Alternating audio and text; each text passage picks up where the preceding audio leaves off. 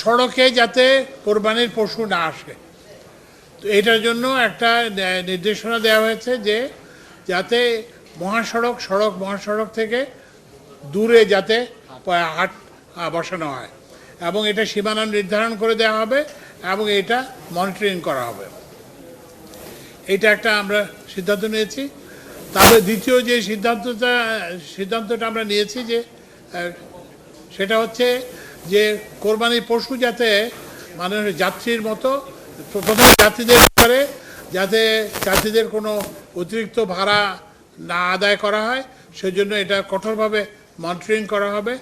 Police এবং সড়ক বিভাগ অন্যান্য সবাই মিলে। তো এইটা আমরা মনিটর করব।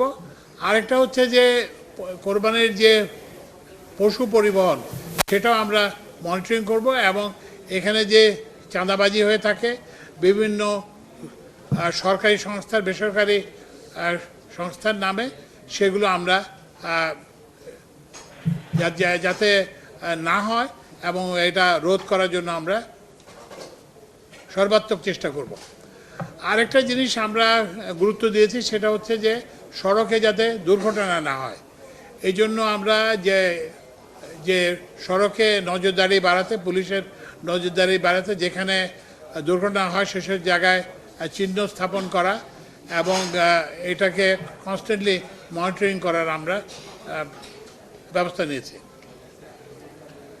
তো সামগ্রিকভাবে আমাদের যে প্রচেষ্টা হবে এবং রেলের যে অতিরিক্ত গাড়ি দেওয়া হবে, কোচ দেওয়া হবে এবং সার্ভিস দেওয়া হবে এবং অভ্যন্তরীণ নৌ পরিবহনেও এই কোরবানির পশু পরিবহনের জন্য ব্যবস্থা, ফেরিতে কোরবানির পশু পরিবহনের ব্যবস্থা করা হচ্ছে।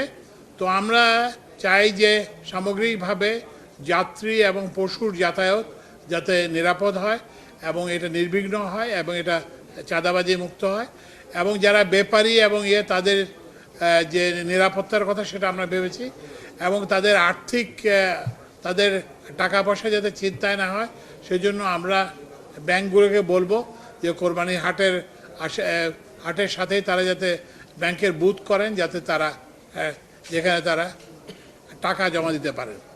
তো এই জন্য আমরা আমাদের সর্বাত্মক চেষ্টা থাকবে গত রমজানের ঈদের মতো এই কোরবানির ঈদকেও আমরা যাতে করতে পারি দুর্ঘটনা মুক্ত এবং নিরাপদ এবং আনন্দের করতে পারি সেজন্য আমরা সর্বাত্মক চেষ্টা করব।